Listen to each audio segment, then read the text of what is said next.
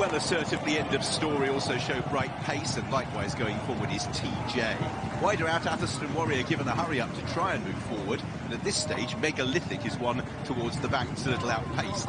So assertively in the red colours, End of Story in the yellow. Teej and Atherstone Warrior trying to sweep round the outside as they make the turn. New Charter is on the running rails on the inside of the black cap of J Street, yellow cap of Lift Lady, and red then of Whiskey Glasses. Megalithic and Tanager, and at the back, New Charter got a bit of a shuffle there, didn't turn into the straight too well, and is right at the back of the field.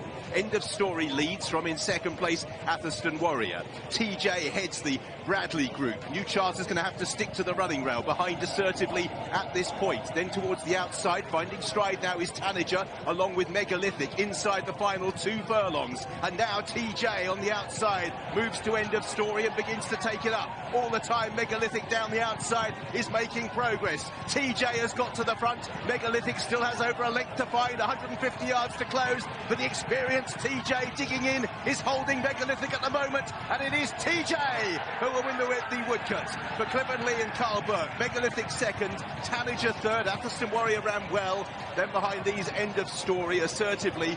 New Charter just didn't turn into the straight that well and was left behind, as were J Street, Lift Lady and Whiskey Glasses. But that won't matter for Nick Bradley. He was in his first colours. Teej, once again getting a nice trail into the race. Thoroughly professional daughter of Lemas, has beaten Megalithic, who didn't handle the descent brilliantly, but had plenty of time to get by and wasn't really closing at the line. Tanager is third. Atherstone Warrior, who ran well considering he had to be chased up in fourth place, got past End of Story assertively, and there, no closer than seventh, was New Charter. It is Teej continuing the great run at present for Carl Burke, who is the winner of the woodcut. Yes, in the colours of Nick Bradley Racing and Elaine Burke, Carl's wife. And watch her here in the first colours under Clifford Lee for Carl Burke, who's on this roll from the colour of the weekend to here. She's very professional. She's the utmost professional. Even to win at Chester, even though it looked like everything fell right for her that day, you still need to have a horse underneath you that is willing to be nippy, and she's got such a good attitude. I remember when Nick bought her at the Somerville sales that she was a real standout for him on her looks, her physical. She's quite strong, very professional. The men masses have really good attitudes, and she certainly showed it today. She was always in a good position. Who's on this roll from the colour of the weekend to here. She's very professional.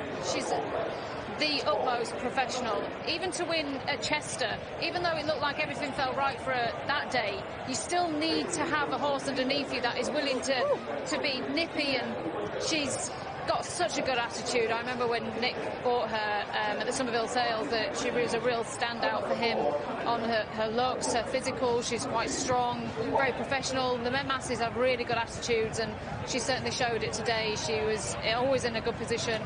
Clifford Lee just behind the leaders. She travelled really nicely throughout the race, and she quickened nicely, and she sees out this trip really, really well. Super professional. To be able to go and hold your position early was key. Back in the ruck, Benoit de la Salle, very lucky to stay in the saddle, wasn't he? Lift Lady nearly on the floor. Yeah, we saw from that angle. I hadn't really noticed it in the run, but I think she just clipped heels and went down, and it was a bit of a hairy moment. I think he lost his stirrup. Oh, that wasn't a good start for New Charter, the favourite, who was ultimately disappointing, finishing towards the back of the field. Went for the brave man's route up the inside finally, but just coming out of the stalls to get a squeeze like that, meat in the sandwich, not ideal for Sean Levy's mount there. But TJ, yes, she was just really handling the track so comfortably. You look back and you saw Megalithic, who was just a little bit all at sea on his second start on a race course. But congratulations to the winner. Let's go and find Matt.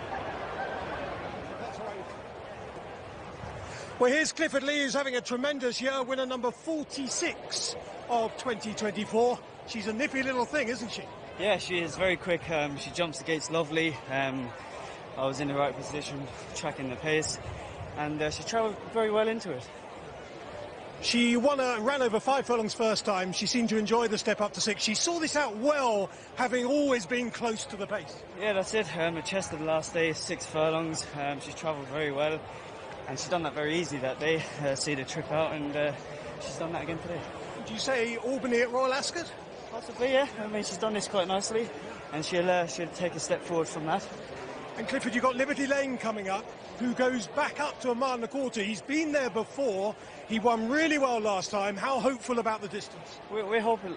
We definitely think he stays. It's just a matter of getting him nice and relaxed in the race.